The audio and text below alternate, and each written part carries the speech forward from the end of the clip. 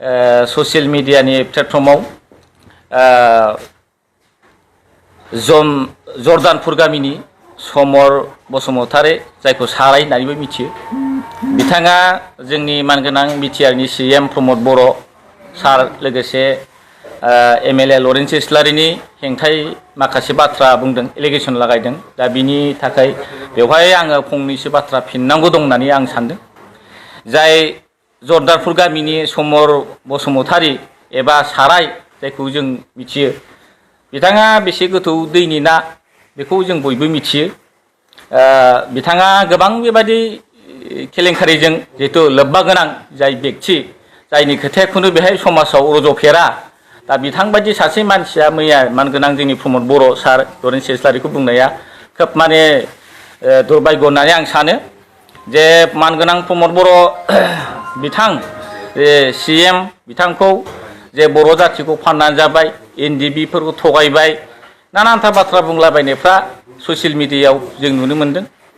जाय समाव BTR accord खालामनानै जोंनि जे बर'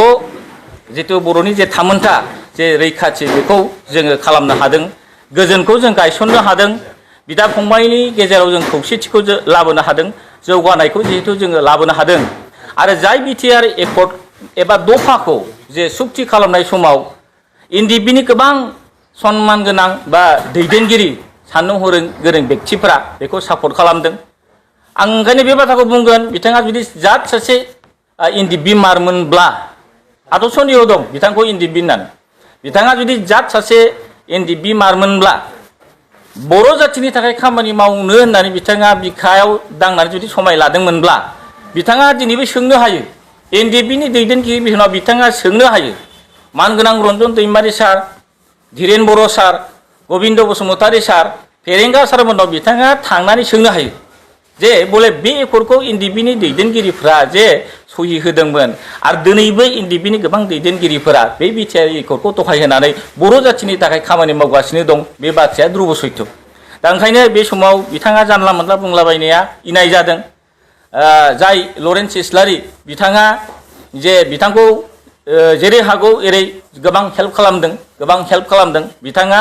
नागालेण्डआव एनडिबिनि केस दं होननानै बिथाङा जे बाथ्राखौ जारि खालामना लादों बिनि मुङावबो जोंनि मानगोनां लरेन्स इस्लारि बिथाङा खेबथाम नागालेण्डनि केसनि थाखाय बिथांनो रांखान्थिनि मदद होनानै केसखौ गैया खालामनांगौनि थाखाय बिथाङा हेल्प खालामदों आरो बेल' नङा गोबां माने बेबायदि बिथांखौ हेल्प खालामनाय जों मिथिनो मोनदों बा नुनो मोनदों दा बिथाङा बे समाव आरजाथाइ माखासे बाथ्रा बुंलाबायदों जे बले माने एमपि इलेक्शननि उनावहाय खुनुबादि बेबायदि माने इउपिपिएल थानाय नंला बा बेबायदि एखौनो प्रमद बर'नि सरकार थानाय नंला नानानथा माने जायफोरखौ मोनहाया जे बुंलाबायनो नागिरदों बेफोर एखेबारे आरजाथाइ बाथ्रा जादों जे समाव बिथाङा मिथिना मिथिया बिपिएफ सरकार थानाय समाव गोबां एमएलए 11 जन 12 जन एमएलए दंमोन एमसिएलए दंमोन बे समावनो बिपिएफ हानजाया बिराद स्ट्रं होननानै बुंसेयावबो खिन्थु एमपिखौ देरहानो हायाखै रायजो लकसभानिखौ दिनैनि समाव ना बले नोङो दिनै बिपिएफनि गोरों मानसिफ्रा मोजां जितु दैदेनगिरिफ्रा बिपिएफखौ गारै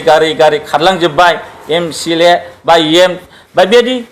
दिनै बिपिएफ हानजायाव गैला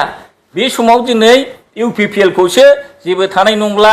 एमपि देरहानो हानाय नंला माबानाय नंला नामिनेसन थानाय नंला बेफोर होननायफ्रा आरजाथाइ बाथ्रा आरो बे बाथ्राखौनो बुंनायनि गेजेरजों बिथाङा गावखौनो सिनायथि होदों जे गाव जे जेबो गैया जेबो रोङा जेबो बुजिया राजनितिनि एबिसिडि मिथिया बे बाथ्राखौसो बिथाङा फोरमान होनाय जादों दिनै आङो ओंखायनो बुंगोन बिथाङा जे सासे गावखौनो एनडिबि होननानै लादोंमोनब्ला बा एनडिबि मारब्ला एनडिबिनि गोबां दैदेनगिरिफोर जोंनि गेजेराव दङ आरो दिनैबो इउपिपिएल ससियेल मिडिया प्लेटफर्मनि गेजेरजों जर्दानपुर गामिनि थागिबि मुस्रि समर बसुमतारी एबा जों जायखौ साराय होननानै मिथियो बिथाङा मानगोनां बिटिआरनि चिफ आरो 3 नं क'क्राझार एसटिपिएफनि एमएलए मानगोनां मुस्रि लरेन्स इस्लारिनि सायाव माखासे एलिगेसन लाबोनायखौ नुनो मोनदों बिथाङा माखासे राजखान्थियारि नोजोरजों जाय एलिगेसनखौ होदों बिनि सायाव आंनि फारसे आं होनांगौ दं होननानै सानाखै आं थोंजों बेखौल' क्लारिफिकेसन होगोन बिथाङा गावनि आथिं बायनायखौ फाहामथाय होनो थाखाय जाय अनसुंथाइखौ नागिरनानै एमएलए सारनियाव फैदोंमोन बिथाङा जेब्ला गिबि खेब फैदोंमोन बे समाव जोङो बिथांखौ मोजाङै सिनायामोन खिन्थु एमएलए सारनि सिगाङाव बिथाङा गावनि सेल्फ इन्ट्रडाक्सनखौ लानानै सेल्फ इन्ट्रडाक्सनखौ होखांनाय लोगो लोगोनो बिथांखौ मोजां रेसपन्स होनानै एमएलए सारा मोजां बिहेभियार दिन्थिदों, मोजां बिथांनो रेसपन्स होदों आरो बेबायदिनो खेबसे नङा खेबनै नङा खेबथाम बिथांनो थोंजों रांखान्थियारि मददबो होदों। बेयो जोंनिनो मेगनावनो होनाय आरो बेखौ बिथाङा हयथ' आं सानो नङा होननानै बुंनो हानाय नङा। दा बेखिनिखौ मोनखांनायनि उनावबो बिथाङा मोनसे एलिगेसनखौ लाबोदों जे फैसा बिनो थाङोब्लाबो आथिंनि फाहामथाय, केसनि फाहामथाय बिदि माखासे बाथ्रा बुंदों। बेबायदिनि थाखाय फैसा बियोबा थोंजों एप्लिकेसन बिग्रो होननानै बिथाङा एलिगेसन होदों। दा खेबसेनो सोरनोबा रांखान्थियारि होनो हानाय हायैया मानसिनि केपासिटिनि सायाव सोनारो आं बेबायदि सानो। दा एप्लिकेसन नाजावनाया ओरैबायदियाव जायो जोंहा एमएलए हिसाबै गिबि मन्थ्रिनि देहा नायजानायनि जायखौ सिएम मेडिकेल रिलिफ फान्ड होननानै बुंनाय जायो, बे फान्डनि रांखान्थियारि अनसुंथाइखौ मोननांगौब्ला नोङो मा बेराम जादों बै बेराम जानायनि प्रपार डकुमेन्ट्सखौ साबमिट खालामनो गोनां जायो आरो बे प्रपार डकुमेन्ट्सखौ चेक खालामनायनि उनावसो हमना लादो सोरबा सासे मानसिया केन्सार बेराम जादों। केन्सार बेराम हिसाबै मोनसे क्राइटेरिया थायो, जाय एमाउन्टखौ होनांगौ बे एमाउन्टखौ बे मोनगोन। किडनि एलमेन्ट थायो, किडनिनि बेराम बिनियाव मोनसे क्राइटेरिया थायो। नों आथिं बायदों, सोरबाबा गुबुन मोनसे बेराम जादों, एस पार क्राइटेरिया रांखान्थियारि अनसुंथाइखौ एमएलए सारा